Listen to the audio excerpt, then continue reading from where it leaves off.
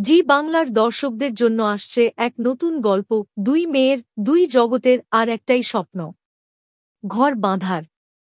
নতুন মেগা কোণে দেখা আলো এখন থেকেই নজর কাড়ছে তার প্রথম ঝলকেই। গোধূলির আলো, লাল টুকটুকে বেনারসি, কপালে চন্দনের কলকা, নাকে নথ আর সিঁথি ভর্তি সিঁদুর, এ যেন একেবারে গ্রামবাংলার গন্ধমাখা লাজবন্তী। এই চরিত্রে অভিনয় করছেন অনুরাগের ছোঁয়াখ্যাত সাইনা চট্টোপাধ্যায়। অন্যদিকে আধুনিক সাজে এক শহুরে বউ, বেনারসি হলেও গয়নায় স্টাইলিশ ছোঁয়া।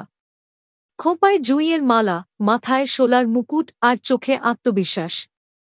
এই চরিত্রে জুডো ঝিলিক খ্যাত নন্দিনী দত্ত। দুই জগতের দুই নারী, একজন গ্রাম থেকে আরেকজন শহর থেকে, কিন্তু দুজনেরই গন্তব্য এক।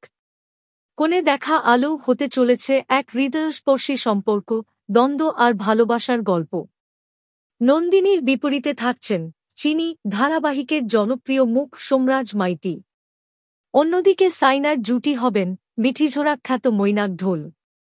দুজনেই এর আগেও পর্দায় নিজেদের প্রতিভার পরিচয় দিয়েছেন।